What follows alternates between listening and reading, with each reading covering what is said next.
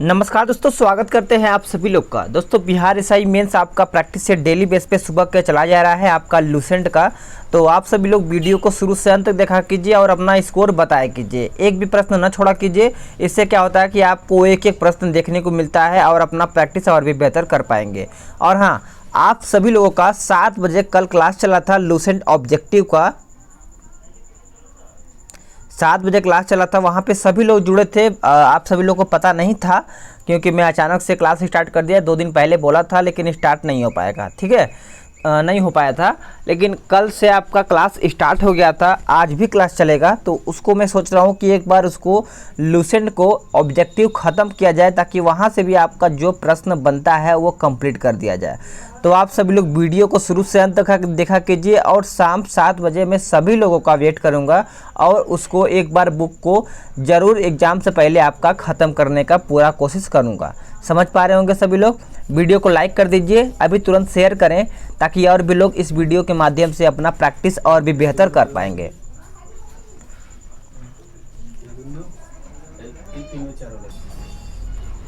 चलिए पहला प्रश्न देख लेते हैं। आज का पहला प्रश्न क्या है कि शुंग वंश का अंतिम शासक कौन था। शुंग वंश का अंतिम शासक कौन था? तो राइट आंसर हो जाएगा सुशर्मा। देखिए अंतिम के बारे में पूछा है तो आपका सुशर्मा हो जाएगा। इसकी हत्या 73 ईसा पूर्व में वासुदेव ने कर दी थी और मगध की गद्दी पर कर्णवंश की स्थापना की थी। तो आपका राइट आंसर सी हो जाएगा। नेक्स्ट प्रश्न है कि चंद्रगुप्त द्वितीय के शासनकाल में चीनी बौद्ध यात्री कौन भारत आया था।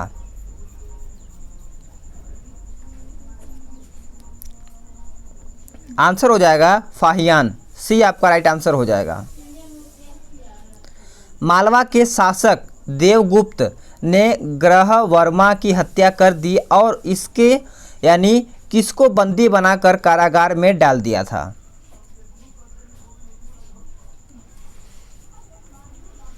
आंसर हो जाएगा राजश्री, यानी बी आपका राइट आंसर हो जाएगा, नोट करिएगा।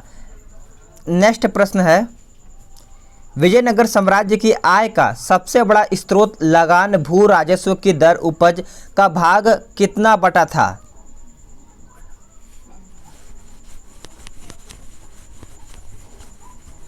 आंसर हो जाएगा 1/6, यानी 1/6 था उस टाइम, ठीक है, याद रखिएगा।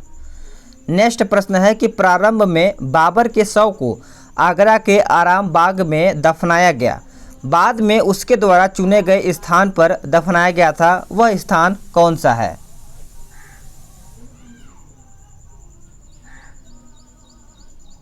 आंसर हो जाएगा काबुल, यानी बाद में उसको काबुल में दफनाया गया था, जो उसको मतलब उसने खुद ये स्थान चुना था। उसके पहले अकबर को कलंदर की उपाधि भी दी गई थी, ये भी आपको याद रखना है। अगला प्रश्न है कि 1555 ईस्वी में हुमायूं ने पंजाब के सूरी शासक सिकंदर को पराजित किया और कहाँ की गद्दी पर बैठा था।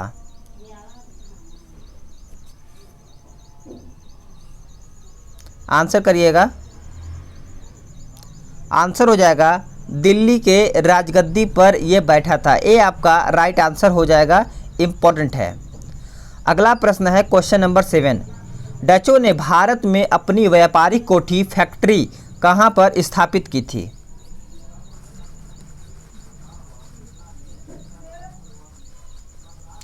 आंसर हो जाएगा पुलिकट, यानी क्वेश्चन नंबर 7 का पुलिकट नहीं होगा, माफ़ी चाहेंगे, आपका मसूलीपट्टम हो जाएगा।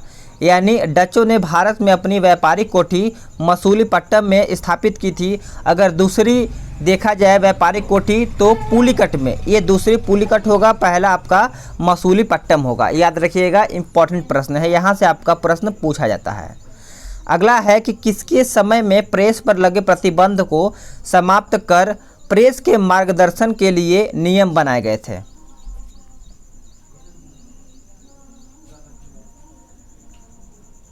आंसर हो जाएगा आपका लॉर्ड हेस्टिंग, यानी लॉर्ड हेस्टिंग के समय में प्रेस पर लगे प्रतिबंध को समाप्त कर उससे प्रेस के मार्गदर्शन के लिए नियम फिर से बनाए गए थे। तो सी आपका सही उत्तर हो जाएगा। अगला है कि अंग्रेज सरकार ने केसर हिंद की उपाधि महात्मा गांधी को सम्मानित किया था कब।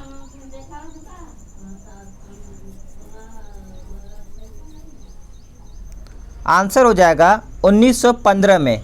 यानी 1915 में महात्मा गांधी को अंग्रेज सरकार ने कैसरे इन हिंद से मतलब कैसरे हिंद उपाधि से इनको सम्मानित किया गया था। आज़ाद हिंद फौज का सफलतापूर्वक स्थापना का श्रेय किसको दिया जाता है? आंसर हो जाएगा रास बिहारी बोस को। शुरुआत 1 सितंबर 1942 कैप्टन मोहन सिंह ने किया था, लेकिन असफल रहा। लेकिन जब रास बिहारी बोस ने इसको दोबारा शुरू किया तो वो सफलतापूर्वक वो हो गया था। तो सी राइट आंसर हो जाएगा आपका। अगला प्रश्न है कि मैकाल पठार छत्तीसगढ़ में है। मैकाल पहाड़ी का सर्वोच्च शिखर कौन सा है?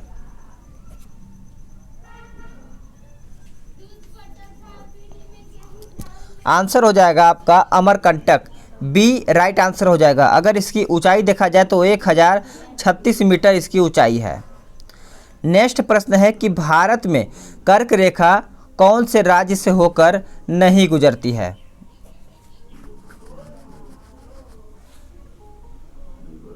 आंसर हो जाएगा उत्तर प्रदेश। पता है 8 राज्य से होकर भारत मतलब 8 राज्य से होकर कर्क रेखा गुजरती है। अगर आपको पश्चिम से पूरब तक याद है तो आप कमेंट करिएगा, देखते हैं कौन कमेंट कर पाता है। ठीक है। भारत और पाकिस्तान के बीच की सीमा का निर्धारण किसने किया?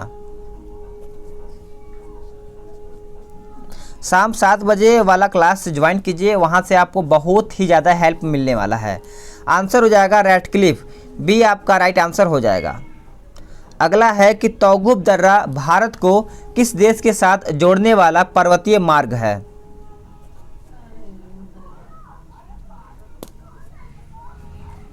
आंसर हो जाएगा म्यांमार। डी आपका राइट आंसर हो जाएगा।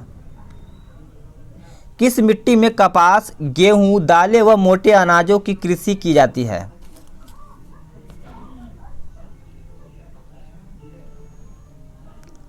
आंसर हो जाएगा आपका लाल मिट्टी। यानी लाल मिट्टी में कपास, गेहूं, दालें व मोटे अनाजों की कृषि की जाती है बहुत ही बेहतर तरीके से।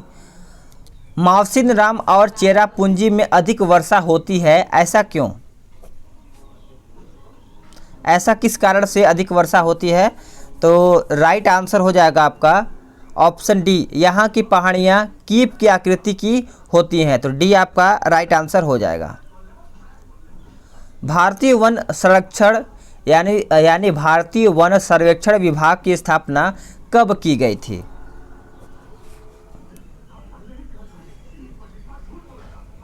आंसर हो जाएगा 1981 में। अगला प्रश्न है कि निम्न में से कौन सा युग्म सुमेलित है?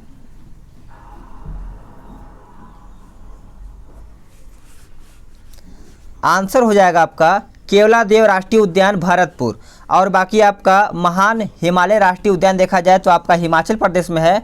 राजाजी उत्तराखंड उद्यान आपका राजाजी राष्ट्रीय उद्यान आपका उत्तराखंड में पड़ता है। वन बिहार राष्ट्रीय उद्यान ये आपका भोपाल में पड़ता है। तो आपको चारों याद होना चाहिए, कहीं से भी प्रश्न पूछा जा सकता है। सर्वाधिक तंबाकू उत्पादित करने वाले 2 राज्य कौन से हैं? आंसर हो जाएगा आंध्र प्रदेश व गुजरात। ये दोनों राज्य आपके तंबाकू उत्पादित करने वाले राज्य हैं। अगला है कि निम्न में से किसको भूरा कोयला कहा जाता है?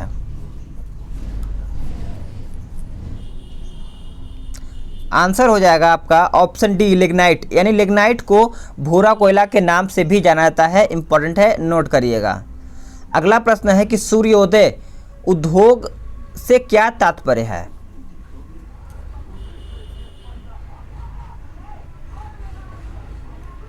आंसर हो जाएगा कंप्यूटर, दूरसंचार तथा माइक्रो इलेक्ट्रिक्स उद्योग।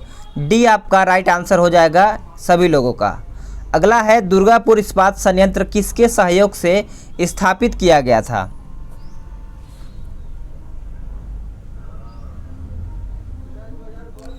आंसर हो जाएगा ग्रेट ब्रिटेन के सहयोग से दुर्गापुर इस्पात यहाँ पे स्थापित किया गया था। सी आपका राइट आंसर हो जाएगा। निम्न में से कौन सा स्थान पेट्रो रसायन से संबंधित है?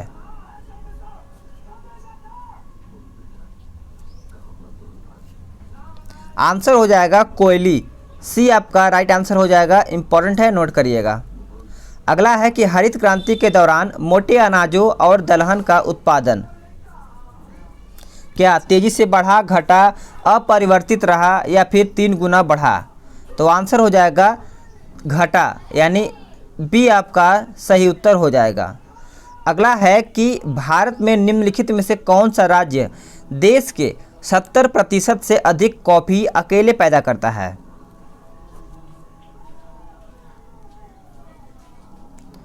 आंसर हो जाएगा Karnataka is the correct answer हो जाएगा, जिसने भी ऑप्शन डी बताया है। अगला है किस एक्सप्रेसवे का नाम अटल पथ घोषित किया गया है?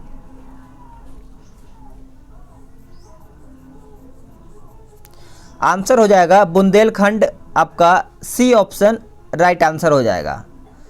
भारत में सूती वस्त्र एवं मशीनरी का सर्वाधिक निर्यात निम्न में से किस बंदरगाह से होता है?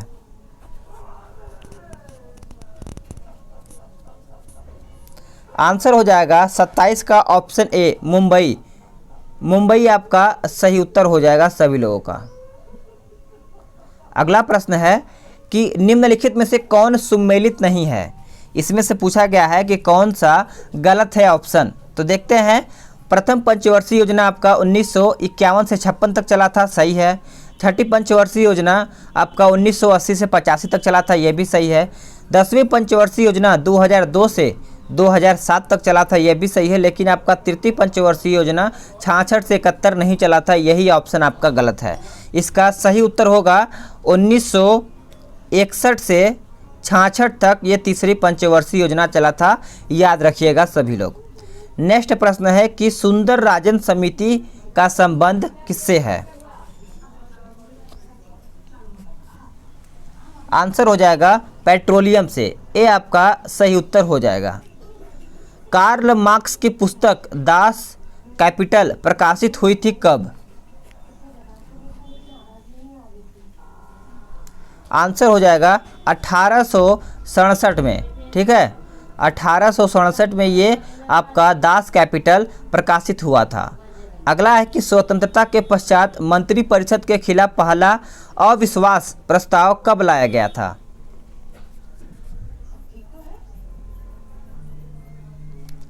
आंसर हो जाएगा 1963 में। किसी भी विधेयक को धन विधेयक होने का अंतिम निर्णय कौन देता है?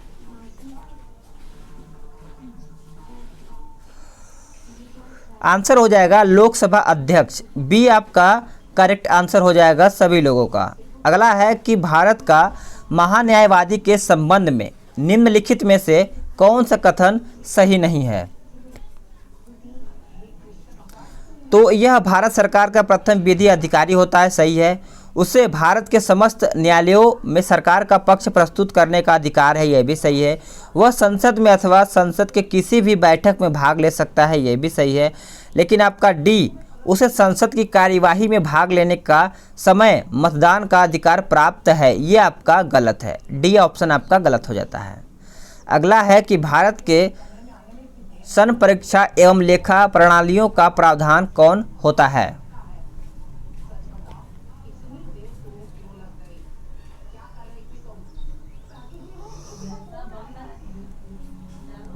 आंसर है भारत का नियंत्रक एवं महालेखा परीक्षक, सी आपका सही उत्तर हो जाएगा सभी लोगों का। केंद्र सरकार के व्यय को नियंत्रित करने की शक्ति किसमें निहित है?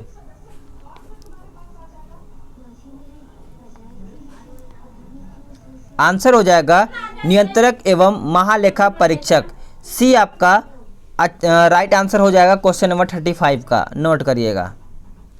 अगला प्रश्न है कि किसकी अनुमति के बिना राज्य का विधानसभा में कोई धन विधेयक पेश नहीं किया जा सकता है?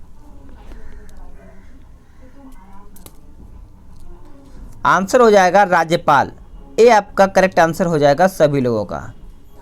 मुख्यमंत्री की नियुक्ति किसके द्वारा की जाती है?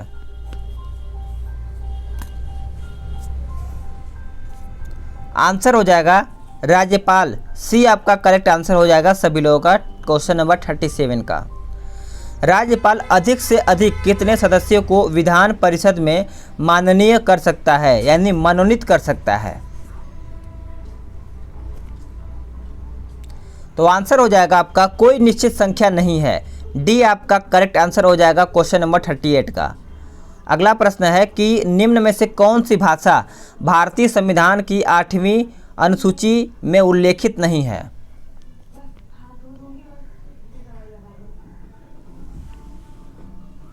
आंसर हो जाएगा अंग्रेजी, यानी अंग्रेजी भाषा को 8वीं अनुसूची में अभी तक उल्लेखित नहीं किया गया है। सी आपका करेक्ट आंसर हो जाएगा। भारतीय गणतंत्र का वह कौन सा राष्ट्रपति था जो सदा भारतीय धर्मनिरपेक्षता को सर्वधर्म समभाव कहता रहा?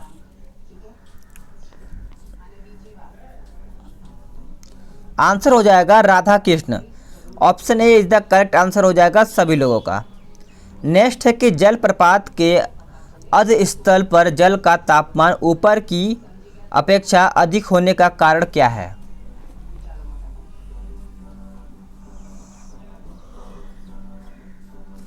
आंसर हो जाएगा गिर रहे जल की गतिज ऊर्जा को गतिज ऊष्मा में बदल जाती है। तो सी आपका आंसर हो जाएगा। साबुन के पतले झाग में चमकदार रंगों का बनना किस परिघटना का परिणाम है?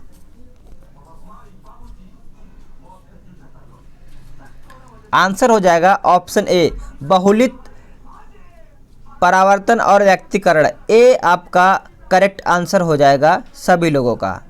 पानी के हवा का बुलबुला वैसे ही काम करता है जैसे करता है अवतल लेंस। डी आपका राइट आंसर हो जाएगा सभी लोगों का जिसने भी ऑप्शन डी बताया है।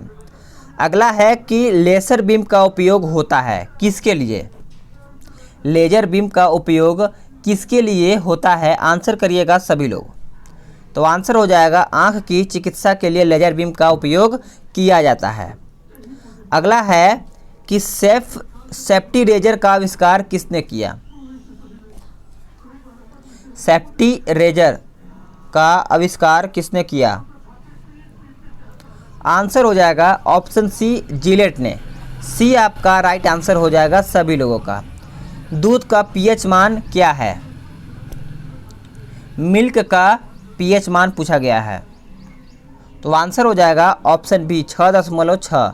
अगर बात करें ब्लड यानी खून का पीएच मान तो 7.4 होता है, याद रखिएगा।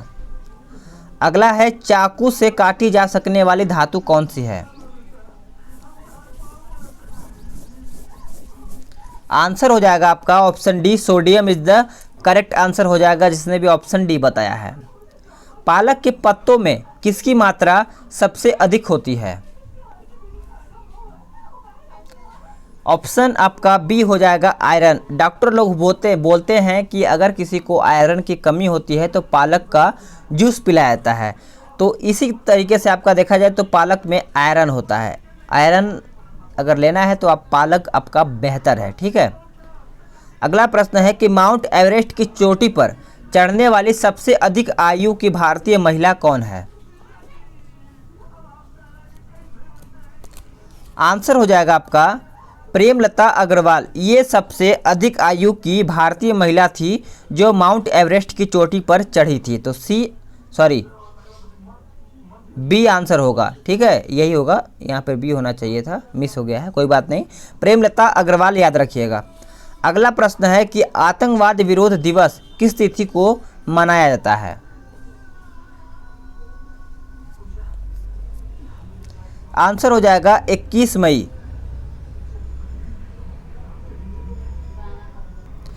21 मई द करेक्ट आंसर हो जाएगा सभी लोगों का। तो दोस्तों आपका यहाँ पे 50 प्रश्न समाप्त हो गया है सभी लोगों का, ठीक है। अब यहाँ पे कमेंट करिएगा सभी लोग कितना क्वेश्चन सही कर पाए हैं। आपका हिंदी का सेट आ जाएगा, आप टेंशन मत लीजिएगा। और हाँ, 7 बजे जुड़िए, ऑब्जेक्टिव लुसेंट को ख़त्म करना है एक बार। आप लोग सपोर्ट करिए, मैं तो हमेशा तैयार हूँ आपको प्रैक्टिस कराने के लिए। तो आप सभी लोग शाम 7 बजे जुड़िए, जितना हो सके उतना जुड़िए। और समय अब वो आ गया है कि थोड़ा सा तैयारी को बदलाव किया जाए और बेहतर तरीके से तैयारी किया जाए। तो चलिए आज के लिए इतना ही, अगली वीडियो में जल्द ही मिलेंगे। तब तक के लिए जय हिंद, वंदे मातरम।